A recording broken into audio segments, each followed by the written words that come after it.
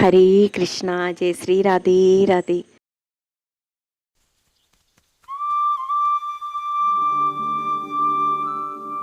എല്ലാവർക്കും നമ്മുടെ മാധവാനുഭവം കുടുംബത്തിലേക്ക് സ്വാഗതം. എല്ലാവരുടെയും പ്രാർത്ഥന ഭഗവാൻ കേൾക്കട്ടെ, എല്ലാവരെയും ഭഗവാൻ അനുഗ്രഹിക്കട്ടെ എന്ന് പ്രാർത്ഥിച്ചുകൊണ്ട് ആ തൃപ്പാദങ്ങളിൽ അനന്തകോടി നമസ്കരിച്ചുകൊണ്ട് നമുക്ക് ഇന്നത്തെ വീഡിയോയിലേക്ക് പോകാം. നമ്മുടെ ഭഗവത്ഗീത തീർത്ഥയാത്രയുടെ ഭാഗം 6 ഇന്ന്. അപ്പോൾ കഴിഞ്ഞ നമ്മുടെ ക്ലാസ്സിൽ നമ്മൾ പറഞ്ഞിരിക്കുന്നത് 700 ശ്ലോകങ്ങളാണ് നമ്മളുടെ ഭഗവത്ഗീതയിലുള്ളത്. അതിലെ 11ാമത്തെ ശ്ലോകമാണ് നമ്മൾ കഴിഞ്ഞ ക്ലാസ്സിൽ പറഞ്ഞത്. അപ്പോൾ ആ ശ്ലോകത്തിൽ ദുര്യോധനൻ എല്ലാവരോടും പറയാണ്, നമ്മളുടെ പിതാമഹനായ ഭീഷ്മ പിതാമഹനെ നമ്മൾക്ക് എല്ലാ രീതിയിലും രക്ഷിക്കണം എന്ന കാര്യം പറഞ്ഞുകൊണ്ടാണ് നമ്മൾ 11ാമത്തെ ശ്ലോകം അവസാനിപ്പിക്കുന്നത്. നമ്മുടെ ജീവിതത്തിൽ മാറ്റങ്ങൾ വരുത്താനാണ് നമുക്ക് ഭഗവത്ഗീത, അതായത് നമ്മൾ ഭഗവത്ഗീത പഠിക്കണം എന്ന് ആഗ്രഹിക്കുന്നത് അല്ലേ. നമ്മൾക്ക് അർജുനന് ഭഗവാൻ ഉപദേശിച്ച് കൊടുക്കുന്നതാണ് ഭഗവത്ഗീത എന്ന് എല്ലാവർക്കും നമുക്കറിയാം. അപ്പോൾ ഈ ഒരു ഭഗവത്ഗീത പഠിക്കുന്നതിലൂടെ നമ്മളുടെ ജീവിതത്തിൽ ഒരുപാട് മാറ്റങ്ങളും നമുക്ക് മനസ്സിന് നല്ല സന്തോഷവും ഒക്കെ ഉണ്ടാവാനുള്ള ഒരു മാർഗം തന്നെയാണ് ഭഗവത്ഗീത. എല്ലാവരും പഠിക്കുക, അല്ലെങ്കിൽ വായിക്കാനെങ്കിലും ശ്രമിക്കുക എന്നത്.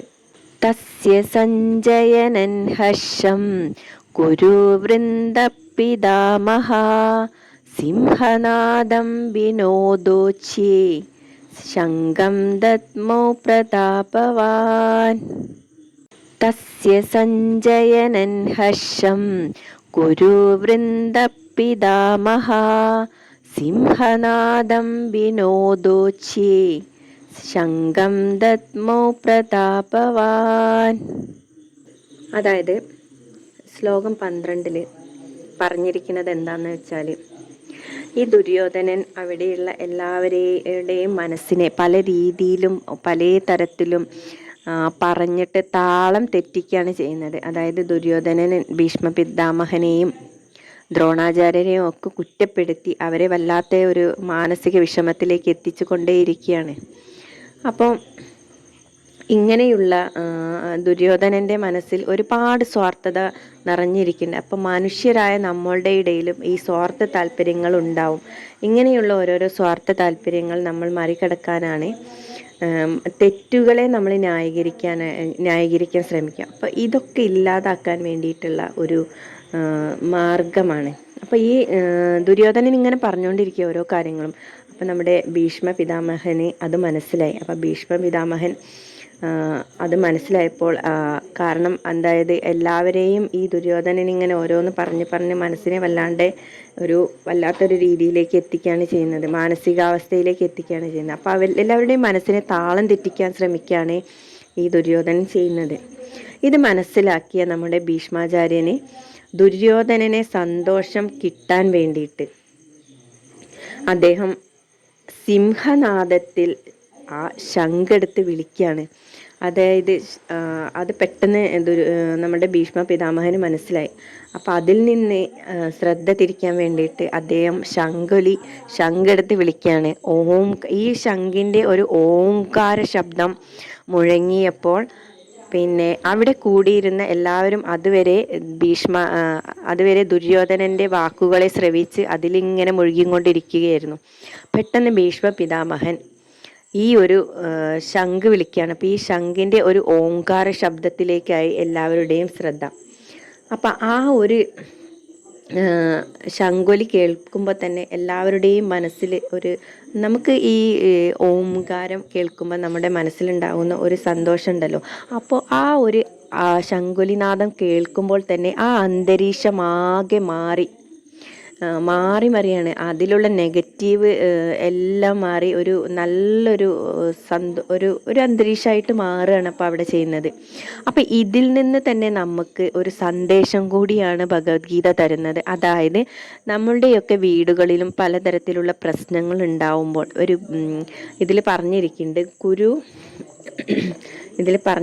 ഒരു ഭീഷ്മ പിതാമഹൻ പറയുന്നുണ്ട്, അതായത് കുരുവൃന്ദ, അതായത് നമ്മുടെ വീട്ടിലുള്ള മുതിർന്ന ആളുകളുണ്ടല്ലോ, അപ്പോൾ അവിടെ എന്തെങ്കിലും പ്രശ്നങ്ങൾ ഉണ്ടാവുകയാണെങ്കിൽ, വീടുകളിൽ പല പ്രശ്നങ്ങൾ ഉണ്ടാവുകയാണെങ്കിൽ, ആ പ്രശ്നങ്ങൾ ഉണ്ടാക്കുന്ന ആളുകളെ അതിൽ നിന്ന് ശ്രദ്ധ തിരിക്കാൻ വേണ്ടിയിട്ട് നമ്മൾ മറ്റെന്തെങ്കിലും കാര്യങ്ങൾ ചെയ്യുമ്പോൾ അവിടെ ആ ഒരു പ്രശ്നങ്ങൾ ഇല്ലാതാവുകയാണ് ചെയ്യുന്നത്. അപ്പോൾ നമുക്ക് സാധിക്കണം. അതായത് നമ്മൾക്ക് എന്തെങ്കിലും പ്രശ്നങ്ങൾ ഉണ്ടാകുമ്പോൾ അതിലേക്ക് ഇൻവോൾവ് ചെയ്യാതെ നമുക്ക് അതിൽ നിന്ന് എന്താണ് ആ ഒരു പ്രശ്നങ്ങൾ ഉണ്ടാക്കുന്നവരെ അതിൽ നിന്ന് മാറ്റി അത് വേറൊരു രീതിയിലേക്ക് തിരുത്തി അവിടെ സമാധാനം കൊണ്ടുവരാൻ നമുക്ക് കഴിയണം. അതും കൂടിയാണ് ഈ ഒരു ശ്ലോകത്തിലൂടെ ഭഗവത്ഗീതയിൽ പറയുന്നത്. അപ്പം ഈ ഒരു ശംഖുലിനാദം കേൾക്കുമ്പോൾ അപ്പോൾ അവിടെ എല്ലാ കാര്യങ്ങളും എന്താ പറയുക, ഒരു എല്ലാ നെഗറ്റീവുകളൊക്കെ മാറി ദുര്യോധനൻ്റെ വാക്കുകൾ കേട്ടുകൊണ്ടേ ഇങ്ങനെ ഇരിക്കുമ്പോൾ അവിടെയുള്ള ആളുകളൊക്കെ വേറൊരു മാനസിക തലത്തിലേക്ക് എത്തുകയാണ്. അപ്പോൾ അതൊക്കെ മാറിയിട്ട് നമ്മൾ ഈ ശംഖുലി കേട്ടിരിക്കുകയാണ്. അപ്പോൾ അവിടെയുള്ള അന്തരീക്ഷം ആകെ മാറി നല്ലൊരു പോസിറ്റീവായിട്ടുള്ള ഒരു അന്തരീക്ഷത്തിൽ ഇങ്ങനെ നിറഞ്ഞു നിൽക്കുകയാണ്.